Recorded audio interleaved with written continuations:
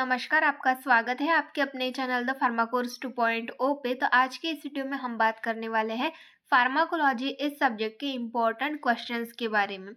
जो important questions है, यहाँ पर जो क्वेश्चन हम देखने वाले हैं वो फ्रिक्वेंटली आस्क्ड क्वेश्चन है, मतलब ये बार बार पेपर में पूछे जाते हैं। वही क्वेश्चन हम आज के इस वीडियो में देखने वाले हैं। ये जो क्वेश्चन है ये हम 5 मार्क्स के क्वेश्चन देखने वाले हैं। यहाँ पर 5 मार्क के लिए ये क्वेश्चन पूछे जाते हैं। प्रीवियस ईयर के आप पेपर देखना, इनसे रिलेटेड क्वेश्चन पूछे ही रहते हैं। टॉपिक वही रहता है पर क्वेश्चन का जो पैटर्न होता है वो अलग अलग होता है, अलग अलग तरीके से क्वेश्चन पूछा रहता है, पर जो टॉपिक होता है वो सेम होता है। तो इसलिए ये कुछ इंपॉर्टेंट क्वेश्चंस हैं। अगर आप इनकी प्रैक्टिस करते हो तो आपके लिए पेपर में क्वेश्चन आता है तो सॉल्व करना बहुत ही ज्यादा आसान हो जाता है। तो आइए स्टार्ट करते हैं, आइए देखते हैं कौन से क्वेश्चन है। तो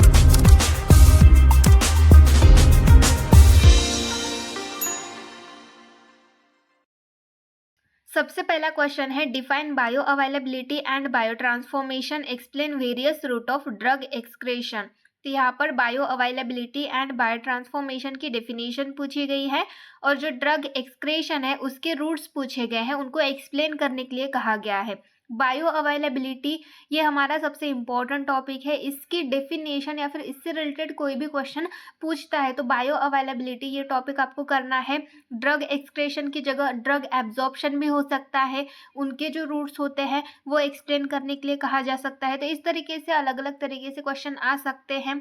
देन नेक्स्ट है question number 2, what are different route of drug administration, write the advantages and disadvantages of IV route. यहाँ पर ड्रग एडमिनिस्ट्रेशन के रूट्स हमें यहाँ पर पूछे गए हैं कौन कौन से हैं। तो और जो आईवी रूट है, इंट्रावेनस रूट है, उसके एडवांटेजेस और डिसएडवांटेजेस यहाँ पर लिखने हैं हमें। आईवी रूट की जगह दूसरा कोई भी रूट, ओरल रूट के बारे में पूछ सकता है, सबक्यूटेनियस रूट के बारे में, उनके एडवांटेजेस डिसएडवांटेजेस यहाँ पर पूछ सकते हैं। तो क्वेश्चन इस तरीके से बन सकते हैं। देन नेक्स्ट है आपका question number 3, describe the factors influencing absorption of drug, explain any one factor.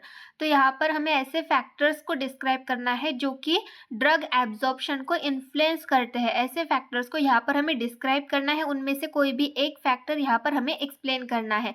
तो यहाँ पर सबसे पहले क्या बोला गया है, describe the factor influencing drug absorption of drug. तो ड्रग के एब्जॉर्प्शन को इन्फ्लुएंस करने वाले जो भी फैक्टर्स होते हैं उनको इनलिस्ट करना है सबसे पहले आपको, और उसके बाद उसमें से किसी एक फैक्टर को आपको एक्सप्लेन करना है। तो इस तरीके से इस क्वेश्चन को आपको सॉल्व करना है। देन नेक्स्ट है आपका question number 4, define anti hypertensive agents, classify them, mention types of hypertension. तो एंटी हाइपरटेंसिव एजेंट्स की यहाँ पर आपको डेफिनेशन पूछी गई है, उनका क्लासिफिकेशन पूछा गया है और हाइपरटेंशन के टाइप्स यहाँ पर आपको मेंशन करने के लिए कहा गया है। जो एंटी हाइपरटेंसिव एजेंट्स होते हैं, मतलब हाइपरटेंशन से रिलेटेड जो है वो क्वेश्चन बनता ही है।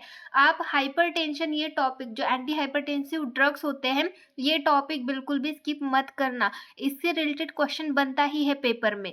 देन नेक्स्ट है आपका question number 5, discuss different drugs used in the treatment of angina pectoris, right mechanism of action of any one drug। तो यहाँ पर हमें क्या पूछा गया है, जो एंजाइना पेक्टोरिस है उसके ट्रीटमेंट के लिए जो भी ड्रग्स यूज किए जाते हैं उसके बारे में डिस्कस करने के लिए कहा गया है।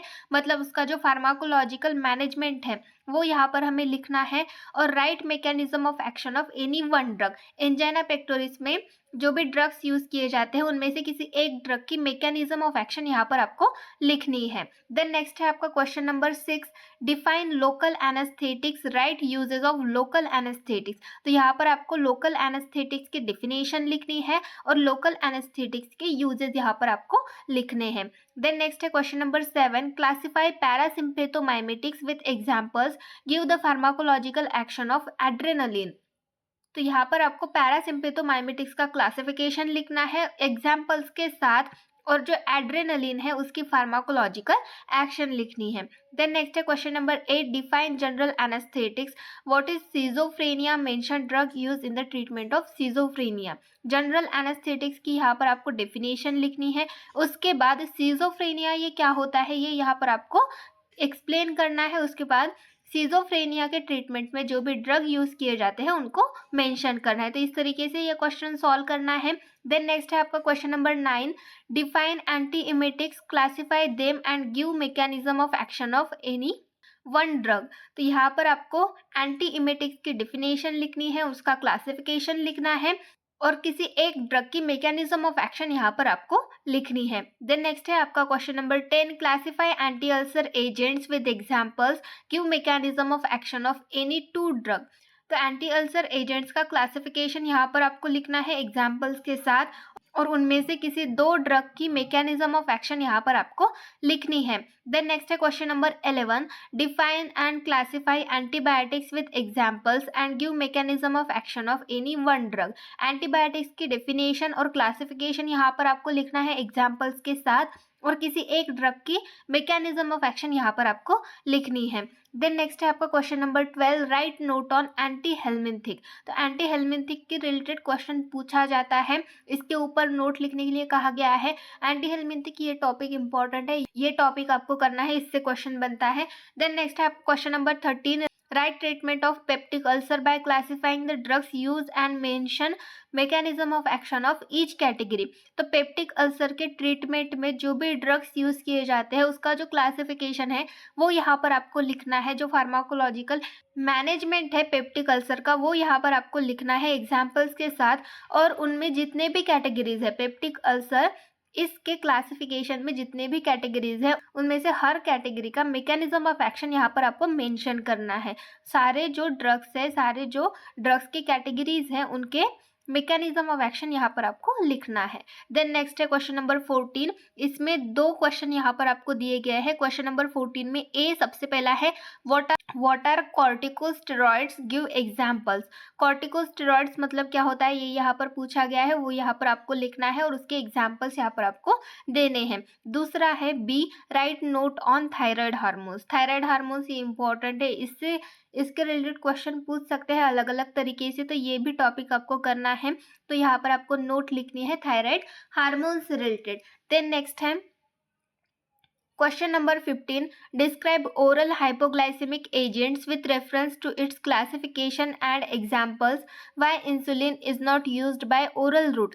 तो ओरल हाइपोग्लाइसेमिक एजेंट्स को यहाँ पर आपको डिस्क्राइब करना है reference to its classification, with reference to it classification मतलब इसका जो क्लासिफिकेशन है उसके रेफरेंस में आपको ओरल हाइपोग्लाइसेमिक एजेंट्स को डिस्क्राइब करना है एग्जाम्पल्स के साथ।